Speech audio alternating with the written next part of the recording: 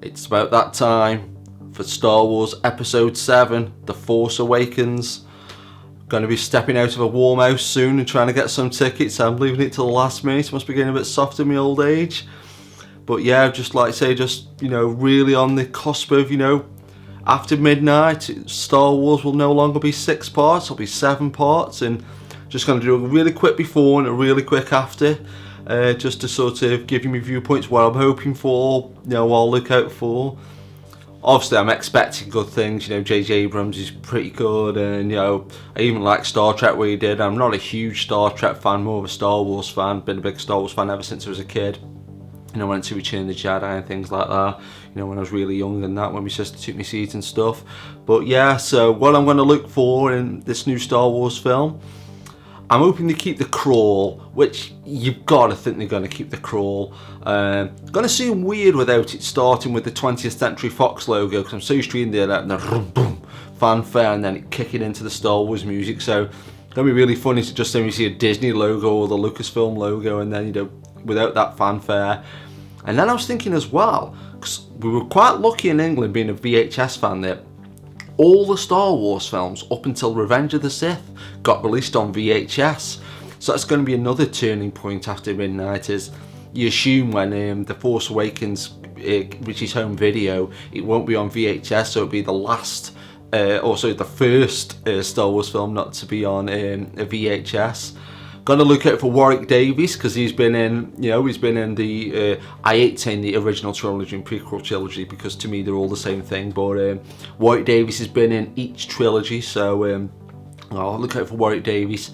I'm really hoping Kenny Baker's in R2-D2, because I know his name's been in the credits for all of them, but I'm just, even just a little bit of a shout out, because, hopefully he's just in R2-D2, even if it's only for like 5 seconds. I know it's probably pretty bad form to sort of, put an 8-year-old inside a small tin robot, or droid, I should say.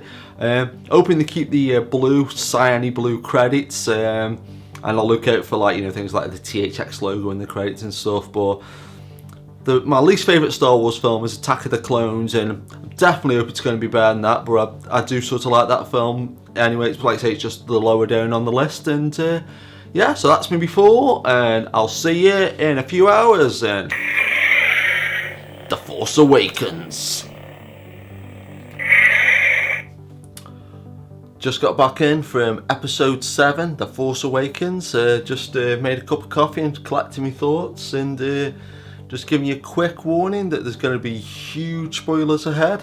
So click away if you dare. 5, 4, 3, 2, 1. Here we go.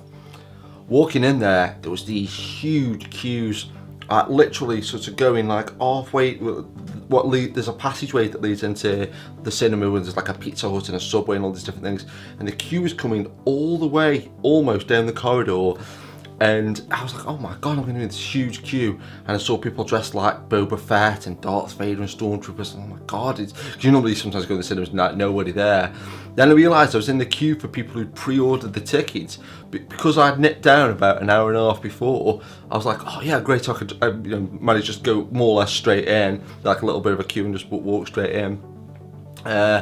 But another thing, this is probably just, I'll mention this quickly, it's nothing really to do with the film, but I'd like to get some bit of feedback on this. Has anybody ever used the CineMe app? Because they advertised it before the film, like saying, switch your phone on, and then 5 seconds later, switch your phone off, and it's like this massive pain in the arse. But that's probably a bit unique to UK cinemas, I don't know. But yeah, one thing, I've been a Star Wars fan basically my whole life. I can barely remember a time when Star Wars didn't exist. But I can never remember the words of the opening crawl like to any of the Star Wars films. I can only remember, I think the first word of Star Wars Episode 4 is war, I think, because I've heard somebody mention that. There was a Two True Freaks podcast, I think they said it, and it just kind of sticks in my brain. But the first words in this commentary, in this crawl, were Luke Skywalker. So I was like, oh, I'll remember that forever now, because it's just like Luke Skywalker. I was like, yeah, I know that guy. And then massive spoilers, but like I say, hopefully if you don't want spoilers, you'll click away. But I love how it bookends the film perfectly, because like I say, it starts with the phrase Luke Skywalker, and one of the last things you see on screen is Luke Skywalker, so that's pretty cool. Daisy Ridley was awesome, and all the cast was really strong. I know Star Wars films have always had great actors in, and the performances are varied depending on your point from a certain point of view. And then one person I completely forgot was in it until he popped up on screen was Max von Sydow, the old priest from The Exorcist. I was like, oh my god, Max von Sydow! And he gets killed really quickly. I was like, no! So it was like, oh, how did that happen? Han Solo's in it a lot, Chewie's in it a lot, Princess Leia's in it quite a bit. And even though I've said spoilers, I don't want to kind of give this away. I mean, if people ask in the comments or send me a message, I might take, but a really big main cast member dies in this film. So, like I say, go be prepared. Oh yeah, one thing I mentioned in the before section of this is I was looking for a few certain things.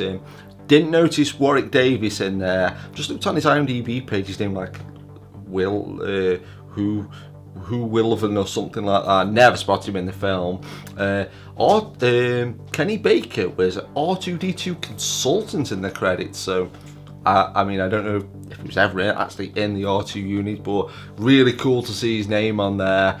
Another thing I noticed in the credits was Kevin Smith did an additional voice, and he's also been on set. If you're able to listen to his podcast, Matthew Wood, who did the voice for General Grievous, did a voice, and I noticed Simon Pegg was in the credits. Completely forgot he was in it.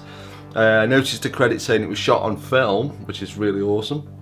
And there's a couple of song titles in there. They were called like Jedi Rocks, but no, because there was like a band in a messed up bar. So I really wouldn't mind them songs again. John Williams' score was really good.